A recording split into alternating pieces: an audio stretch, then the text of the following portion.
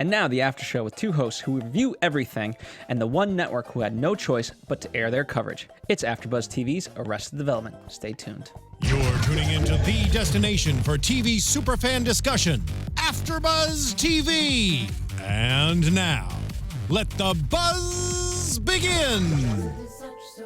And as it is such, so also is such as it unto you. That's right, ladies and gentlemen. That is the voice of Jeffrey Crane Graham, screenwriter, comedy enthusiast, and of course, AfterBuzz TV talent booker. Yes, what's up, guys? Jeff Graham here. Phil, I'm so excited to pop the Arrested Development cherry here at AfterBuzz TV. Well, you're AfterBuzz. You're Arrested. Have we covered this? We have covered season 4. Shame on me. I am Phil Svitek, Chief Operating Officer here at AfterBuzz TV, and we did indeed cover Season 4 of Arrested Development back in the day. Not the remix, the OG Season 4. The 15 movies that Netflix put out about Arrested Development. Correct. So much to talk about, ladies and gentlemen. This is, of course, now a Netflix series, and as such, we're going to air it in various parts, as we'll call them. We'll give you sort of tonight background context of the show.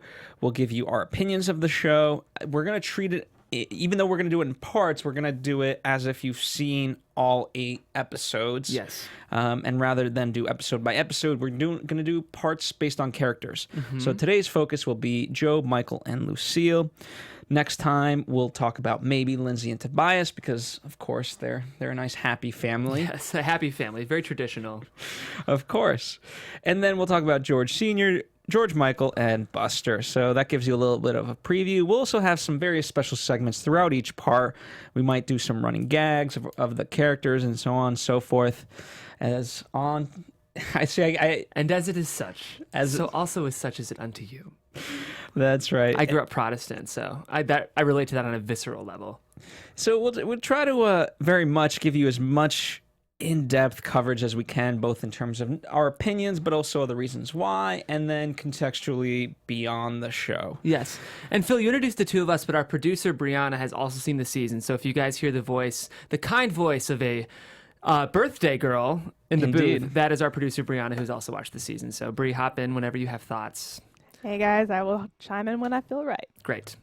So, I normally we start with overall thoughts, and we will do that, but then we'll also have to kind of contextualize things because in order to get into this season in particular, there's a lot that goes into it. But without further ado, you've been given your spoiler warnings. You now know how we're going to do this. Jeff, your overall thoughts on this half season so far? Yes, so I am a longtime Arrested Development fan. I feel like as a comedy fan, this show is so important for me just in terms of I feel like when I saw this season back when I was I guess in middle school, with the original run, it kind of blew my mind. And I was just amazed. I think Mitchell Hurwitz, I also covered Lady Dynamite here, which is another show he created. I think he's a very special breed of comedy writer.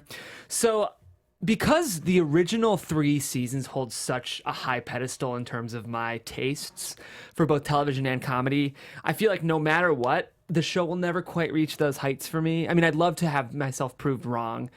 I thought this was a good season. I thought there was a lot that I really liked. I do think in terms of hanging out with the Bluths and seeing the characters I know and love, I feel like I got a lot of that. I feel like I recognized the characters. It was fun to be with them again. But I feel like structurally the show is leaning into all of the wrong instincts. And I'll get into more specifics as to what I mean by that. But I feel like the nature of this show is that it's a network comedy. I think it's working best when episodes are fairly self-contained. And I feel like Mitchell Hurwitz and the writers are leaning into and trying to take advantage of a seasonal format. And I don't think that the bones of Arrested Development work best in that context. So my complaints have to do with pacing and narrative and story. But I do think the characters are about as good as they've ever been. And I was laughing a lot. Good. Good. I think there's things in season 5 that are fun, but I think it suffers from having to continue the story arcs of season 4. Yes. And that to me is the biggest misstep. Whenever it separates itself from that, it's fun. And I also, as much as we love Ron Howard's narration, I really think that sometimes it can rely on it too much to tell certain jokes, and it's supposed to accentuate what's there, not beat it into the ground. Or just substituted completely. Yeah. Bree, what about your thoughts? I enjoyed the season, but I also agree with you guys that there are times where it just runs a little bit low. I feel like I know we're going to get into it later with other characters, but with Isla Fisher's character, she's been around for 2 seasons now, and we're still not concluded with her storyline, which seems very long. Mm-hmm. And same with maybe and John Michael, George Michael, sorry. John Michael's not my friend. Shout out to John Michael if you're watching.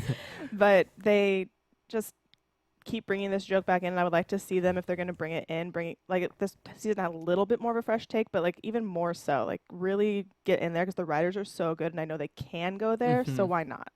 Yeah.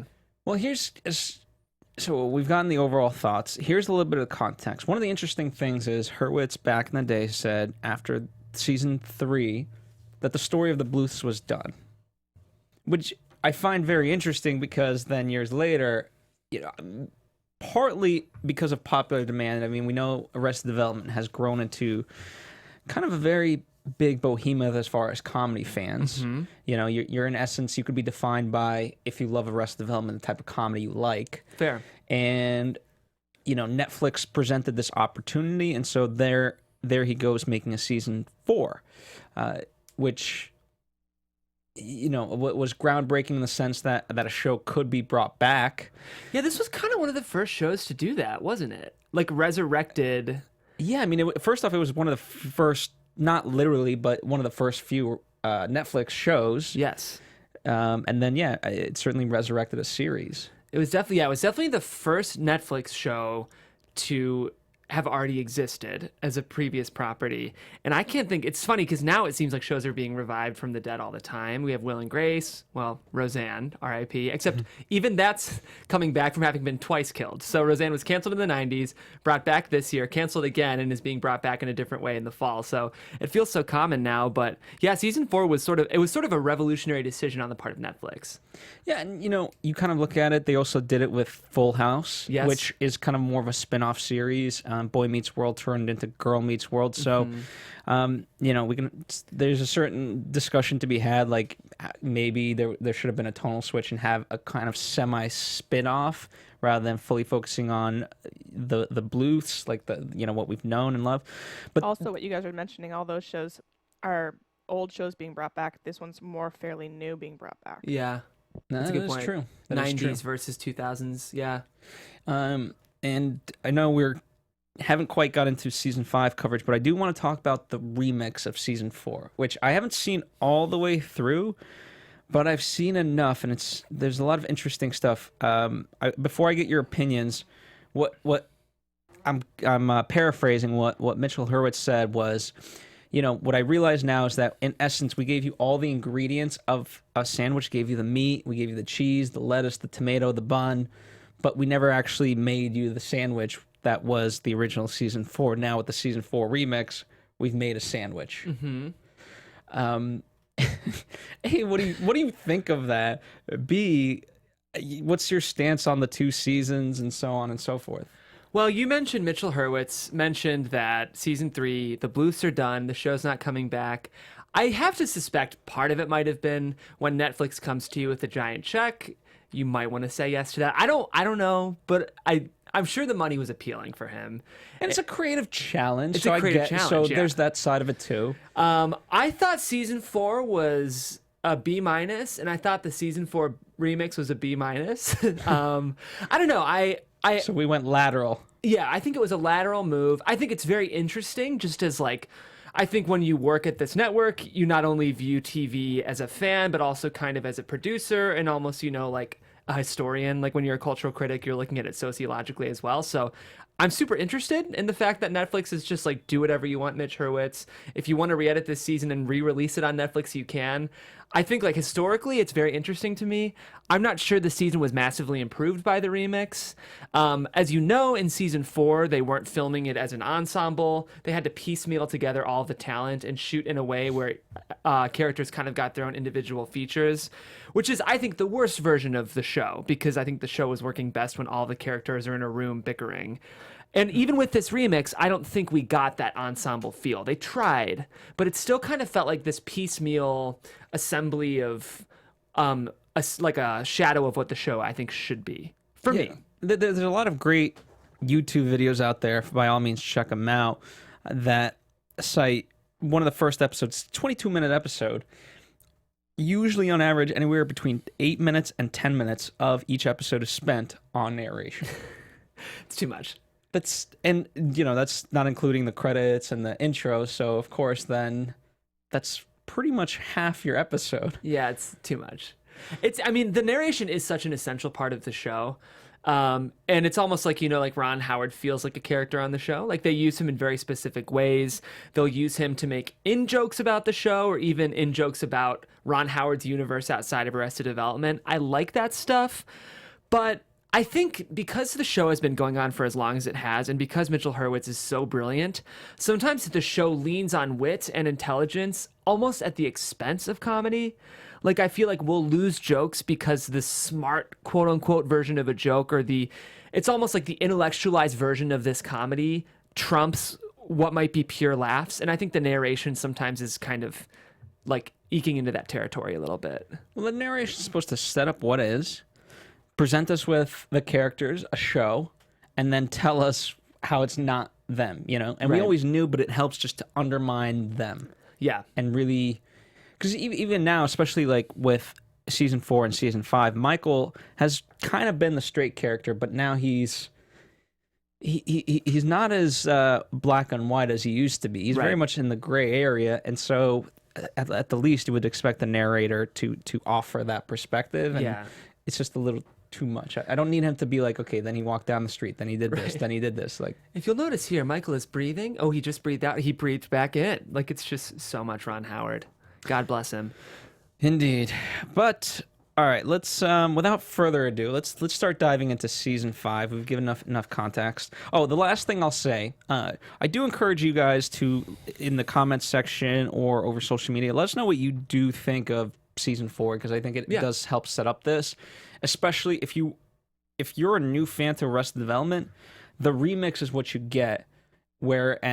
And the old 15-episode structure is you have to find it in Netflix's like trailers and bonus material. They hid it. Yes, but it's still available. It is really interesting. All right. Without further ado, let's talk about the show. The after show that doesn't talk about the show. We're being Ron Howard right now is what we're doing. Yes, indeed. All right. So let's start with Michael. Yeah. And a lot of, in terms of his plot lines, we're getting his son and kind of the rebel storyline again. Mm-hmm. As always, he's trying to keep the family together. In doing that, he uses Buster as a pawn, and there's a search for Lucille too, which that's the biggest thing as far as from past season to this season is Lucille too. Yep. But let's start with the son, because right off the bat, all these things that we're talking about, as far as over narration, we open up and we get to meet Buster because he wakes up. And then it ties his son in via a scuba backstory, all to tell a joke about Buster. Right. And the scuba thing came back kind of... I will say, to me, this first episode was the weakest of the season, which that's a problem, I think. And if you're a TV writer, like, I think, like, in a 10-episode season, you hope episode 4 is, like, maybe the weakest. But to come out with 10 minutes of narration straight, I was very worried. I was like, if this is the new season, we're in trouble. And luckily, I think the season got dramatically better each episode and ended pretty strong. But, yeah, this was a very interesting way to bring us back into the world of the Bluths. It kind of recapped a lot, and, in fact, it recapped a lot with Michael in particular. Yes. We followed him going to break up with Rebel, and then getting hit in the face from George Michael, which was a big point of contention where we left off season 4. And frustrating for me as a fan of the show, because I don't buy that dynamic ever existing between Michael and George Michael. To me, like, their relationship is the heart of the show. So when the writers kind of shied away from that, like that core solid morality, center of morality, I kind of got a little lost. I don't know. I'm bummed. I was and am continually bummed by Michael and George Michael not being like a sweet father and son relationship. personally. Well, so I mean, at the crux of them is lies and a girl. Yes. You know, it oftentimes the lies in this case are about the girl. Right. So, you know, we can certainly track the show, but like as an overall reaction to this, I know you said you didn't love the relationship, but as far as almost like a tit for tat, you know, something happens, then Michael reacts, then George Michael reacts to Michael reacting. Yeah. I mean, it was funny. I will say I was laughing a lot at Michael and George Michael, especially more this season than last season. I think they did a better job of making it funny this season. I think the ciao, bella stuff was pretty funny whenever that would come up. But yeah, I didn't totally recognize Michael. And I guess that's part of it, is this is like Michael at his worst. I just kind of think to compensate for that, it would have been nice to have another grounded character. Mm-hmm. And I don't know if we've had that the last 2 seasons. Ron Howard, maybe? Maybe. You sort of look back on it and think Michael certainly tried to go out and date. Mm-hmm. And yeah, I want George Michael, and he's well within his rights to date. And I think Rebel Wilson at the end of the day, or Rebel Wilson is an actual person. Mm-hmm. Yes. Rebel Wilson. That'd be interesting if she was in the show. Oh my God. Anyway, he's entitled to date as well now that he's kind of more of age and so forth, and finding his own confidence. So I'm all well and good there, but we've never seen. I mean, Michael, when it came to dating, he's always been wishy-washy, but not to this point. And I don't know how to quite pinpoint it, what the exact word is, but I just for the past, you know, whenever he dated anyone, it was always George Michael first. Yes. Remember with the publicist back in season 1, I believe. That was a point of contention. She's like, you know, she said like, everything's about your son, and they got very upset with her and dumped her. Right. For sure. That's what's so weird about it, is not only is it weird to see Michael and George Michael competing over a girl, but like I always feel like there's been this undertone of whoever Michael marries is also like by proxy a maternal figure to George Michael. And all the stuff about Michael's late wife was like kind of thematically important in the first 3 seasons. So to not only throw all of that away, but actually have George Michael and Michael competing for someone, it just feels weird. I don't recognize it as the show. Even though I find it funny, I just feel like I can't, as a fan of Arrested Development, like buy into it as someone who loved the original 3 seasons, personally. Yeah. I mean, what I do buy is everyone just, because no one ever talks in this family for real. Right. Certainly not truthful. You know, we can go over. Michael has his own lies. George Michael has George Maharis and fake block and all that. So what I did appreciate was when the moments, everything's just being misinterpreted. So by way of example, when Michael does go to the Howard party, it's because it's because of wanting to get the rights, and then of course George Michael misinterprets that. Right. And it leads to a whole Mexican, what I'll call a Mexican standoff. Standoff. Yeah. Yeah, it's true. And at least the show is handling it farcically, like a series of, a comedy of errors, I guess, if we want to quote the Bard. But yeah, I think because the core is George Michael and Michael competing for someone, even though it's played in a funny way and it's played through mistakes and farcical flubs, I just have trouble buying into that as a premise. I actually have a quote from Allie Pape, who writes for Vulture, and this is her quote that I think summarizes pretty well how I feel about this. She says, "This has never been a show you watch for good-hearted family feelings, but it has run on a certain kind of live and let live affection between characters. Think of Tobias and Lindsay's many earnest attempts to keep their shambling marriage together, or Michael's paternal affection for Buster. The Bluths were originally predicated on the Bushes, who concealed their misbehavior with mannered waspiness. But as they've transitioned into Trump analogs, the interplay has become increasingly aggressive, crude, and desperate." It's a really interesting analysis. And I kind of get that of like, if we're talking about entitled conservative people, yeah, I like the idea of the original Bluths being the Trumps, where it's like, maybe they're out of touch, but it's in a way that feels kind of innocent. Whereas now I feel like the Trumpian Bluths are out of touch in a way that feels kind of vindictive and maybe more calculated. And I sort of miss the ignorant entitlement of the original family. Mm-hmm. But it's also like the show might just want to evolve. So I can't take that away from the writers. It might, and it should and could, Right. but again, there's a right way to do it and someone a wrong way. I mean, granted, when you look at movies, there's a whole discussion currently about, what fans want versus how things play out. In particular, you can look at what happened with The Last Jedi. Certainly, Jurassic World, Fallen Kingdom kind of divides people that way. Solo even, right? Solo for sure, which is Ron Howard. Which, by the way, if there's a great parody of Star Wars and Ron Howard narrating as Arrested Development. Watch it. It's good. We'll tweet it out. But we digress. So yes, I see that as far as them, and I like the cliffhanger that we actually do end up in, because George Michael ultimately says, "I want to tell my dad the truth," and Michael trying to be this character that is just so noble and good, and we've seen time and time again that his noble thoughts have gotten him into trouble. This time he's like, "Yeah, no, we're gonna tell the truth from now on. The photo's me and maybe," which is the photo is evidence that Lucille and Oscar, that Lucille too is alive essentially, right? Which has been the crux of the situation, which we'll talk more when we get into Buster. But the rug is again pulled out from Michael's feet. Yes, I agree. So what did you think of as far as like how they finally wrapped that up? I thought it was smart. I will say the general feeling I've had with season 4 and 5 is like I don't exactly know what's going on. Like I feel like I've sort of had trouble like tracking narratively what's actually happening in the show.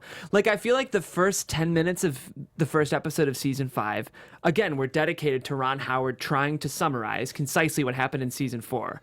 But I'm like, if this is a network comedy show, at least like if it used to be a network comedy show, and you need 10 minutes of narration to even catch the audience up as to what happened in the previous season, something feels like a bit of an identity crisis, like helming the show. So as much as I like want to have answers and like well-informed answers to questions about plot, I feel like my general MO with the show was kind of like, wait, why are they at the lake cottage now? Okay, Lucille's dating. Oh wait, no, Lucille 2 is dead. Why are they in Mexico? Like I just kind of felt like, yeah, well, it's even if they structured it as eight episode kind of film, like it's just like 8-part film essentially. yeah, it still has to have a pace and a flow. But even if I would argue that would have been a mistake, but you look at any series, even on Netflix, because you can binge it, nonetheless, each episode sort of ends with a cliffhanger or something, or, there's a story within a story that's told episode by episode, going back to that idea of self-contained episodes. And I think this just essentially ends after a certain runtime and then continues on. right. And even then, it's just like, wait, why all of a sudden are we here? Totally.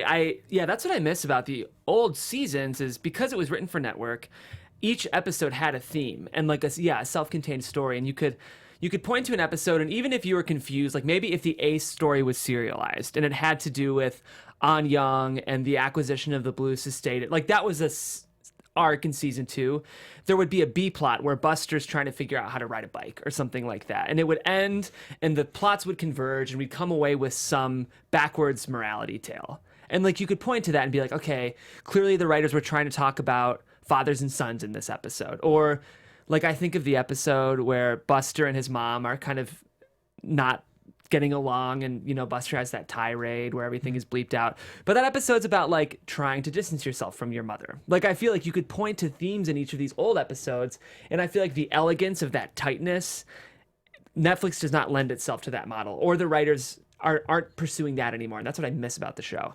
Well, speaking of that, when you look at how Michael treats Buster in this part of the season, he very much treats him like Lucille would, where he's a pawn. He's always, to me, cared about Buster. Now, he's known Buster's not the sharpest tool in the shed. Right.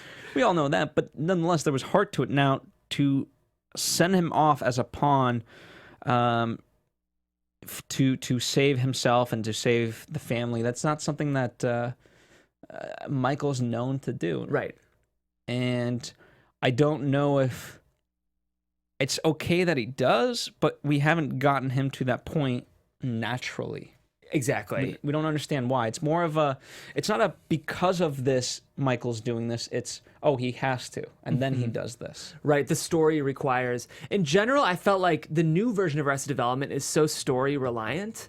And yeah, I just don't feel like that behooves the show. It's interesting. I feel like this show has always demanded intelligence to watch, but it used to be that you have to be smart to track the callbacks or the jokes or to follow someone's thread of thought to like find the humor in what's happening. Like that was how smart viewers were rewarded. Whereas I feel like the intelligence now demands that you track this really complicated plot. And for me, like that's not how I view TV. Like I feel like That's how I view comedy. A comedy, exactly. So I feel frustrated that like I'm not lapsing in terms of recognizing the jokes. I'm lapsing in terms of just like literally what's happening on the show. Like that's how I've kind of felt the last 2 seasons a little bit. Yeah, well, I mean, by the way, it sounds like a whole murder mystery just explaining the Buster plot. Right. He goes to jail, then we try to get him out, but by accident we get out Barry, the lawyer, because he's also in jail, and then we work on getting Buster out, who has evidence, and then again that ties up the George Michael storyline, because that evidence that we thought we had is actual real evidence, but it's fake because it's not actually Lucille too. Right. This does not Hopefully, sound like... if that sound like trigonometry. Yeah. And it doesn't sound like a comedy show. Like I think if you were to summarize season 1 of this show, you'd be like, oh, that sounds like a comedy. Whereas if you were to summarize the plot of season 5, you might assume, yeah, it's a murder mystery or like a new David Fincher film. Which could be funny if you satirize it, but the whole family has to be kind of going in on it at the same time. Yeah. Yeah. What are your thoughts on the way Michael treats Buster? I agree with you. It doesn't feel like Michael. I mean, I love Buster, and I like putting Buster in positions that he's totally unqualified to handle. But hey, brother. Hey, brother. But it feels weird that Michael would be, pawning Buster off, or like that he'd be the impetus for Buster's issues. It's so funny when Buster struggles at the hand of Lucille 1, but I don't like the idea that Buster's struggling at the hand of Michael. Yeah, because now there's no one really rooting for him at the end of the day. Right. And, it's unfortunate because by that point, Buster is the 4th child. All bets were off. Everyone had given up on everything. Obviously the brothers and the sisters had their hands full, right? Trying to just get through their own stuff, and they just stopped caring as far as Lucille. I mean, she loved him, but in all the wrong ways, right? And for all the wrong reasons, you could argue. Yeah, that too. Yeah, so I think we're on the same page with Michael. Like, I think Jason Bateman's always doing a good job at this character. He had funny moments, but again, his strengths lie in Jason Bateman in general as an actor is funniest when he's playing the straight man, when he's disillusioned by the world around him.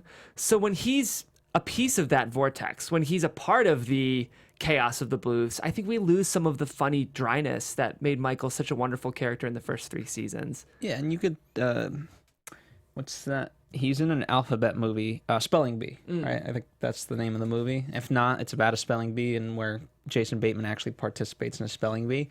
I don't think it's as strong because he's not the straight character. Whereas you look at Horrible Bosses and Horrible Bosses 2, he very much is that kind of misinformed, but nonetheless good-hearted straight man. It's interesting because even in his dramatic roles, he plays the same thing. So if you've seen Ozark, which is also on Netflix, it's a drama. It's violent, more Breaking Bad type drama, but even in that, he plays like a suburban dad who gets caught up in the world of drugs. So in the same way that he's a suburban dad who gets caught up in the world of fraud and real estate corruption, in this comedy, it's the same. You could argue that it's just Michael if he were in a dramatic, dark world. Mm-hmm. So I think that's Jason Bateman at his strengths, and I don't think the writers have leaned into that this season. No, not at all. So let's kind of one of the big things is the search for Lucille too, and that becomes his driving force. And he initially forgets that he could have avoided a lot of this, but through no fault of his own, last season he got a forget-me-now pill from Job, and now he's kind of respends the earlier part of the season and kind of retracing his steps. And then obviously all of this kind of comes to fruition, but this starts to tie nicely into Lucille too, because one of the things that excited me the most, and we haven't quite captured, at the end of season 3, Lucille being the real mastermind of this whole family dynamic and really keeping control of everything, being the puppeteer. Lucille 1 or Lucille 2? Lucille 1. Yeah. And as far as that goes, I would have expected her to be more of a puppeteer on this, and to a degree she was, but in a evil sort of way. I mean, number one, they kept hidden from Michael. Don't tell Michael about many things, but the cottage specifically. And then, it becomes a tit for tat between Lucille and Michael in terms of searching for Lucille too. Yeah, I mean, the good news is Lucille has always been my favorite character on the show. I think Jessica Walter's a genius. I think this is such a good role for her. Actually, right now, a lot of Emmy analysts are saying that, like, a nomination for her isn't unlikely this season. Like, we might see it in the fall, which I think would be cool, especially because she's had a pretty tough PR season with this show. So anytime she's on screen, I'm happy. And I will say, even though we have some issues with maybe how she was drawn this season, she feels the most like the Lucille I knew 10 years ago to me. Like, this is the character I like most clearly recognize as someone I've known for 10 years because of the old seasons. So in general, when she's on screen, I was here for it. You're asking though, how did I feel about the subplot where she and Michael are at odds? Yeah, I mean, the fact that let's take the cottage, you know, as a starting point. You know, Michael learns about it, and then Lucille just kind of almost writes him off of like, we just didn't tell you. Yeah. The thing is, though, Lucille's always been a monster, so like, it didn't feel like something she wouldn't do. Yeah, exactly. Well, what was her famous quote? Not this season, but essentially it was like, hey, if I give you insults and you can take them, then you can take anyone's insults. But the Ron Howard joke was no one would ever come close to any of her insults. Yeah, I mean, like, some of the stuff, like, between even her and her daughter in the first season where they're going at it is just some of the funniest shade I've ever seen on TV. And Jessica Walter plays it with such precision. She's so good, I think. Absolutely. Yeah. But in a sense, one of the things that I'm bummed about is that finding out about the family cottage, in a sense, could have just been an entire episode. I mean, that's a big thing when we have 4 seasons leading to it of Michael with his late wife, and that was a big thing, and now we just kind of gloss over it of like he discovers this by accident, and all of a sudden it's like, oh, we just didn't tell Michael. Yeah. I mean, I guess at the same time though, that does feel like the old show. Like, Michael would get left out of stuff. I mean, it does, but not his reaction. Yeah, you're right, but that's a Michael problem. So I'm fine with the Lucille of it all, but again, like, these are the issues I see and have seen with Michael for the last 2 seasons. I don't recognize him. Okay, so let's kind of shift gears then into Lucille as far as her controlling all this. She wants to get the government deal. Part of how she'll get that is by having Lindsay win this election. Of course, she's manipulating her husband, George Sr., whom is having estrogen problems, so she doesn't really care for his sexual conduct, let's just say. She's unsatisfied. Yes. I don't know. What do you think of her as being this puppeteer, and certainly now that, like, her knowing that Lucille 2 is gone and kind of using that in essence to her advantage via Lindsay? It felt right. It felt very Arrested Development. This stuff felt more in line with what I know the show to be. I feel like, honestly, she could be doing anything, and as long as, we're seeing these one-liners and these biting cuts of not only her family but the other people around her, I'm on board for it. I did really, really enjoy sort of the discovery of her sexuality with Dermot Mulroney's character. I thought that was pretty funny. So yeah, I mean, anytime Lucille's on screen, I'm laughing.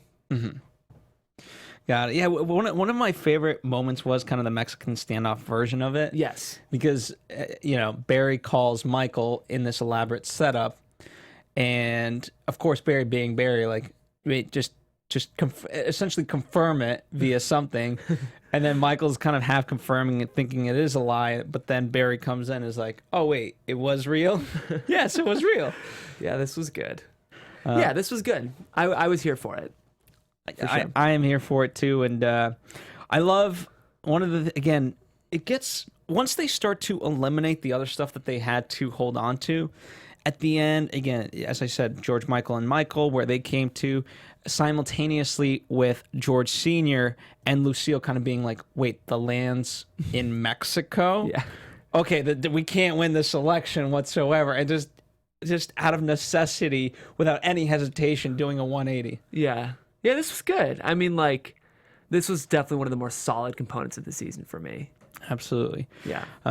Any particular lines or moments, scenes, perhaps, that stood out as far as Lucille was concerned? Well, this was spoken indirectly, but George, Michael, and Maybe are trying to remember kind of Gangi's phrases about life.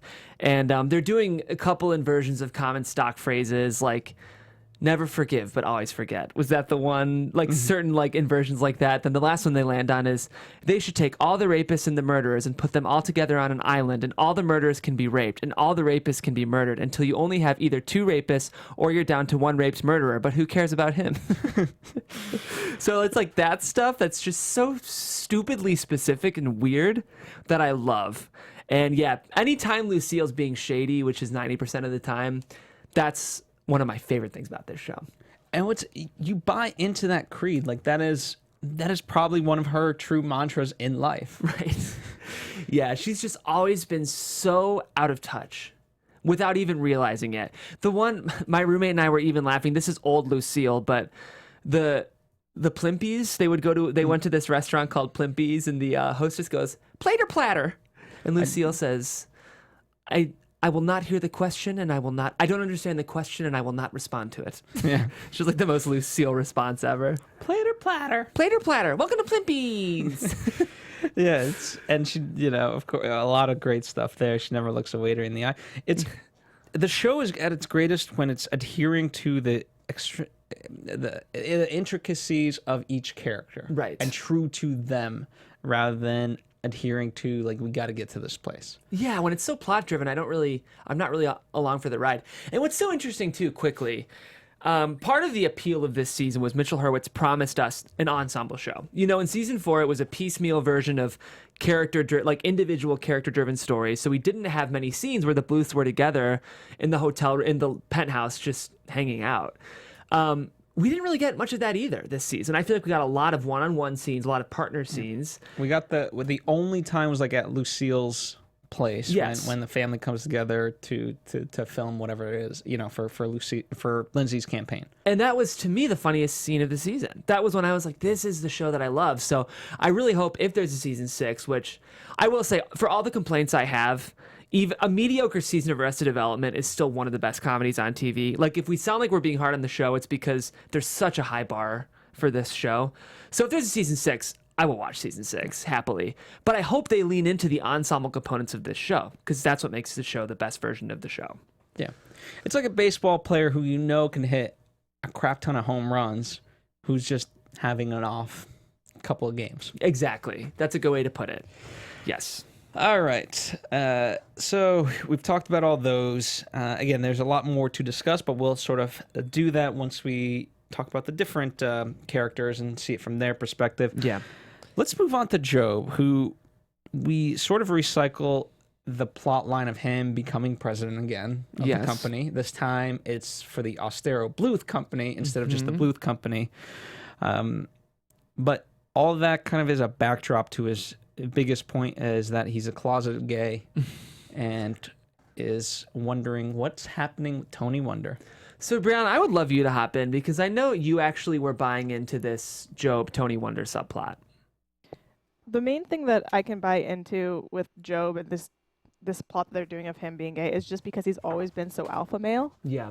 And often, when people are very compensating for certain things, it turns out to be for something.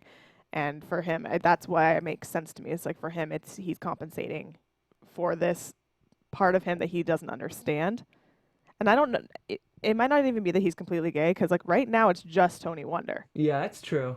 It could be that he's just like, maybe he's bisexual, or maybe there's something else going on. But I love seeing them kind of take him down that notch to some place that he's not comfortable being, and have to become okay with it.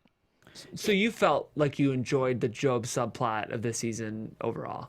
Yeah, I enjoy whenever Job gets put in a position where he's not entirely comfortable, especially in a family like his. Mm-hmm. Because I feel that Job is always, I mean, we give Buster a lot of flack for being not loved, but Job, I feel like, is the really non-loved child of all three of them. He's the, his mom doesn't care about him, his dad Right. doesn't care about him, his brothers don't care about him. He doesn't have a significant other. He doesn't have, well, he does have kids, but, not in his life. Right. So he's kind of the black sheep to me of everybody. I agree. That's a good analysis. Yeah, and when it comes to Tony Wonder, I mean, the one thing maybe they could have gone stronger on was the fact, like, they have a bond over magic, right? Mm-hmm. And illusions, Phil. Illusions. A Illusions. trick is something. A whore does for money. Yes. But we digress. So I could have understood it if they played it a little bit stronger into that side. And you know what? On the surface, I guess I didn't necessarily not like it, but they just spent so much time literalizing, which I know isn't a real word, but the It joke might be. of him being closeted by now owning a closet store. I actually thought that stuff was kind of funny. It was a lot. I think maybe we could have used 10 minutes less of it, because really there wasn't much more to Job's story this season than like, turns out he's gay. Like, I feel like that was like definitely the engine behind every Job scene we saw. But I thought, to me, like, it's the Arrested Development I like, of like wordplay and like situations lived out in literal ways when they're actually hiding something else. Like all of the Lonnie Beard stuff and like all of the fake boob jokes I thought were pretty funny. And Also, just the entire time of him and his father in Mexico making excuses as to why not to hook up with women. yeah, for both of them. That stuff was funny. So as much as it was like a lot, I think it maybe could have been edited some, but I was enjoying it. I thought it was some of the stronger components of season 5 for me. Yeah, and I think, see, now in talking about it, I feel like the difficulty that the show has is that I don't necessarily mind the changes, but I feel like, in essence, you have to kind of gradually change one character at a time, then move on. Yep. And it's a lot of changes fast because, whether it's Job with his father, but then more specifically, Job, in one way or another, has always been relied on to do the dirty work of the family. And so in this sense, he gets tasked to go after Kitty and get the rights back. And, I get that he's going through this thing, but nonetheless, he's always shown that he can do this stuff and do it well. And, he does take a certain amount of pride with that. That's why, again, he is the president of the Austero Bluth company. Right. And, even in that sense, no matter what his headspace is, he bought the top floor because it's, of course, the top floor. Right. And as president, he needs the best space. Exactly. That's what I have problems with. Like, maybe it isn't the fact that he's gay. And by the way, I have nothing against gay people and anything like that. It's just strictly, it's a little too much too fast. And if he's, I would expect him to come through with the Kitty thing, Yeah. at least. Well, yeah. Yeah, I agree with you. I think the show might have been reaching for a joke at the expense of authentic character development. Mm-hmm. But the closet stuff was funny to me. The actual closet stuff. Yeah, even the fact that the trick was all predicated around like a closet joke. It's like so silly, but also so smart. I think like that silly smart dichotomy is what the show is so good at. Mm-hmm. And so for the most part, I was amused. I was digging this. Yeah, because of the ambiguity sort of involved, the Tony Wonder thing could have been slightly stronger. Although I did like it because Tony Wonder is trying to get him to literally come out of the closet. I enjoyed that. But obviously Tony does have affections for Job, but it kind of left somewhat mean-spirited. Yeah. And that's, it's one of those things. I can laugh at Job, but no one else. You know what I mean? Like he's the kid that you want to protect, and only I can make fun of him, but no one else dare shall make fun of him, he's like lest he suffer my wrath. He's like your brother. Yeah. I get that. Yeah. I'm though with Job is such a D-bag though that I'm okay to watch him suffer. Cause he's so like all this stuff with Anne, even though it's hilarious, is just so kind of like quietly dark, and like he is a bad dude. I think in terms of the Bluths, and this is a family of terrible people, I would argue Job might be like the worst. Well, I would love put him. Lucille, but then Job's pretty high up there. He's like 2 or 3. I'll put it there. Maybe Lindsay might go higher depending on the day. Yeah, there's some bad Lindsay stuff too. Those Bluths, man. Ah, man. But as far as his storyline, as we mentioned, there's not a whole lot going on there, unfortunately. I thought the Kitty stuff was funny. I will always laugh at Job and Kitty's dynamics, and I thought the fact that they got locked in like a space set at Imagine Entertainment was funny. I thought that played well. Mm-hmm. And it's funny to watch Will Arnett play scared. Like, I think in general he plays that very funny. So, yeah, I did appreciate that. It obviously calls back to the glasses on, no off, hair up, no down. Down. Have we tried? So that Well, what is interesting is, I will say, to Bree's point, if you position Job as someone who's gay, that stuff takes on a different shade of dynamic. It takes on a different dynamic a little bit. But you remember how they used to unlock these sort of gems and these hidden plot lines? Like, remember when Buster finds out that Oscar is his real father? Yeah. And it just kept being, or is he? Yeah. And it kept being this thing that we as an audience were ahead of because of the narration. Yes.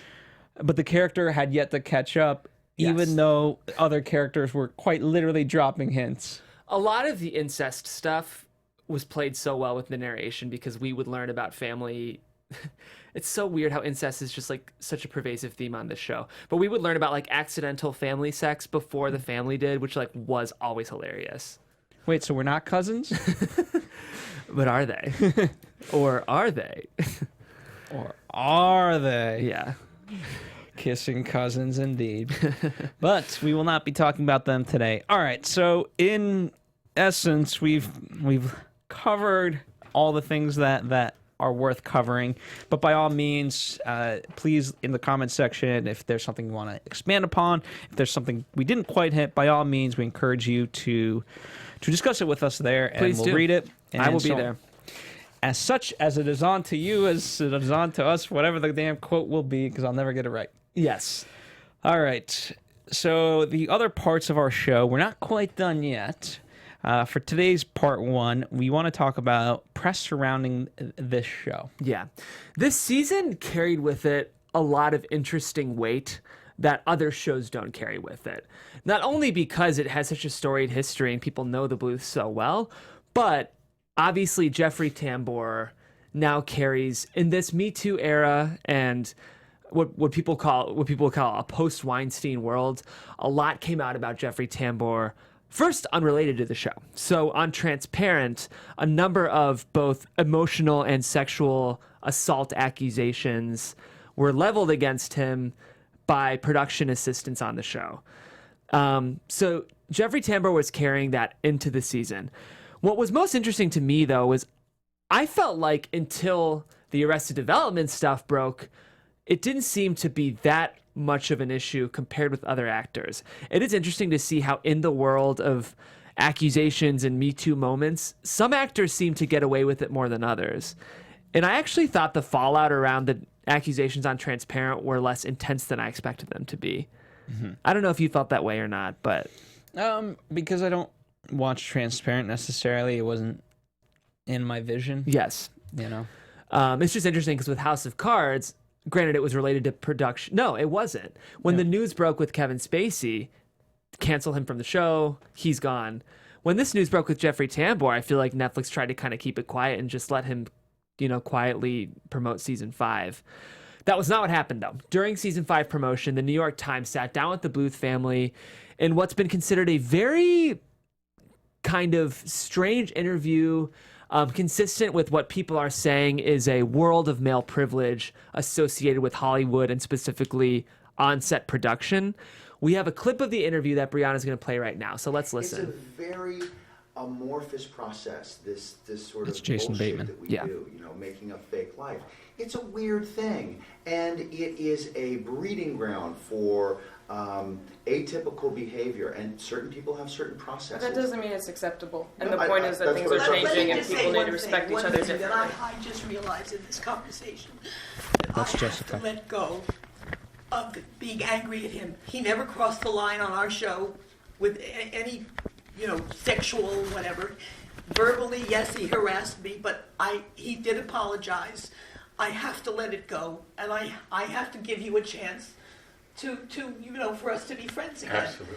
But it's hard because honestly, Jason says this happens all the time.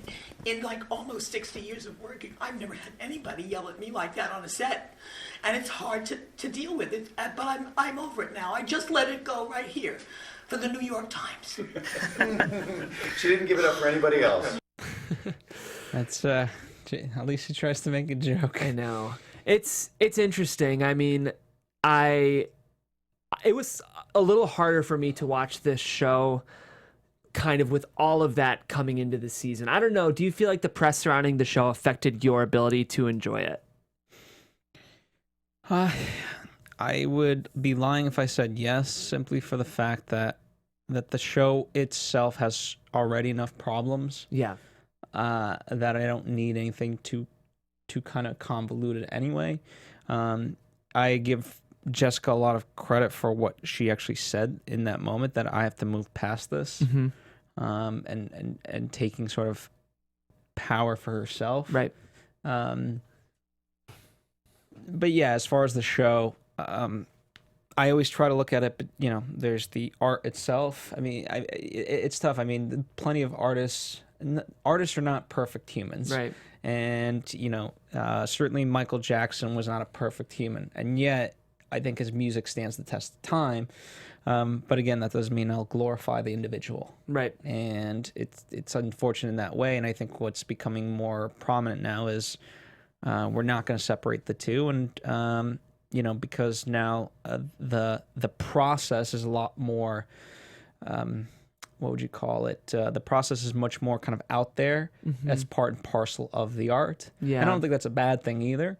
And we're kind of judging it on those terms. It's much more like exposed, kind of. Is that what you mean? Or like atypical? No, I mean, it's just different, right? I mean, look at back in the day, like to make a movie was so hard and no one really understood the process. Now, you can watch a YouTube video and understand how completely a movie's made from start to finish. And so, the curtain's been pulled back and we're able to see into it. And as such, I think, you could look at it as good or bad, but I just look at it as different. And we're judging now the process in addition to the work. And, from that standpoint, why wouldn't you want a good, healthy working environment? Right, exactly. It's all, I think these moments are very, very important for this industry to elevate itself to an ethical standard that it deserves to be. I don't know. Clearly this family, both within the show and offset, is carrying some interesting baggage. And I'd be lying if I said it didn't affect my ability to watch the show. I'll try to say that in a more straightforward way. It was a little harder for me to enjoy Jeffrey Tambor's performance sort of in light of what was said. And I don't know whether or not that's fair. It's just how I felt. What is interesting, though, is I do think he was the least featured character of this season. Yeah, and I think the subtlety of the joke was that, they were trying to emasculate him, which is kind of like a tie back to Transparent. But it's like you have to know that about him. Then B, if you ideally saw Transparent, then that would even make stronger sense. But yeah, it's the humor is maybe too layered. I'd be really interested for people in the comments to let us know their thoughts, just because, Are you able to enjoy the show outside of the press surrounding it, or do you feel like the press around the show carried into your experience watching it? I'd be curious to hear, just because I feel like this is a question all of us are asking right now. Yeah, again, as far as the outcome of everything, I think because everyone looks to Hollywood and we have such legends and icons. I'm not necessarily calling Jeffrey timbre that, nor am I calling him not that, but I'm just saying in general, this industry is glamorized oftentimes.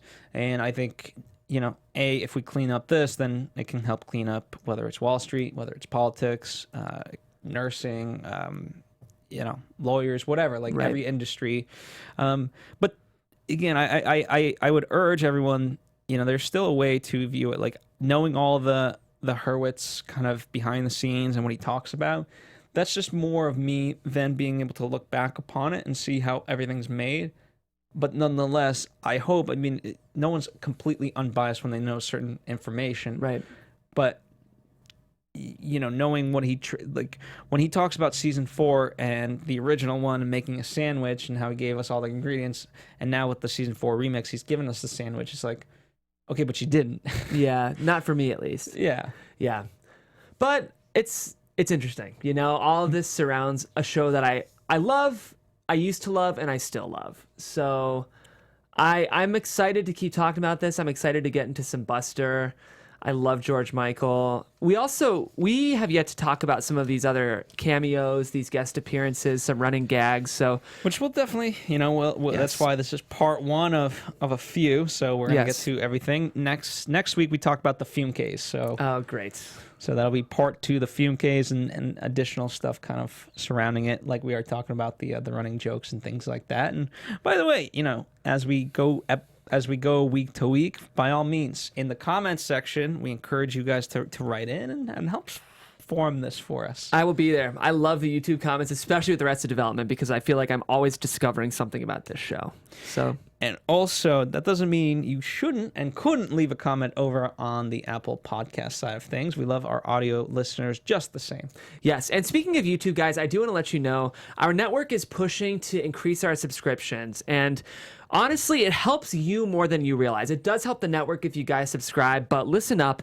Our network produces after shows for nearly all your favorite TV shows, from dramas, reality TV, sci-fi, and more. There's no network that works harder to serve television fans. But again, we need your help. We're asking that you would please subscribe to one or more of our YouTube channels, because by subscribing to our channel, YouTube will actually suggest content that's tailor-made for you, and you will help AfterBuzz continue to grow. And if you're worried about pesky notifications, don't be, because those are optional. I know personally I hate notifications, but subscribing doesn't affect your notifications if you subscribe in a specific way. So notifications are optional. It will only help you. So hit that subscribe button now for this channel, and check out our other YouTube channels as well. Let us know if you did in the comments, because we'll shout you out on air. But guys, for now, thanks for being the best fans, seriously, and for helping us be the ESPN of TV talk. Hit that subscribe button right now. That's right. And hopefully we've covered at least enough to get your appetite satiated for this week. As mentioned, we will certainly be talking about a lot. All the various cameos: Steve Holt, Tony Wonder, Stan Sitwell, Kitty, and of course we got definitely new celebrities. All that to talk about. So we've been talking. And unlike la-di-da-di-da, we don't want to overstay our welcome. Yes. So we're gonna head out for this week. But happy birthday to Bria in the booth. On behalf of Jeffrey Crane Graham, where can people interact? Yes, if you guys are interested in connecting with me, you can do that on Twitter at Jeffrey C. Graham. Also, just so you guys know, I host a show on Fridays called The Unproduced Table Read on our sister network, The Popcorn Talk. We're reading a comedy tomorrow that has some tonal similarities to Arrested Development, so you should definitely tune in. That'll be 10 a.m. on The Popcorn Talk. I'm at Phil Svitek, and we'll see you next time for part 2 of Arrested Development, The After Show. Bye. From executive producers Maria Menounos, Kevin Undergaro, Phil Svitek, and the entire AfterBuzz TV staff, we would like to thank you for listening to the AfterBuzz TV network. To watch or listen to other after shows and post comments or questions, be sure to visit AfterBuzzTV.com. I'm Sir Richard Wentworth, and this has been a presentation of AfterBuzz TV. Ciao. Buzz you later. The views expressed herein are those of the hosts only and do not necessarily reflect the views of AfterBuzz TV or its owners or principals.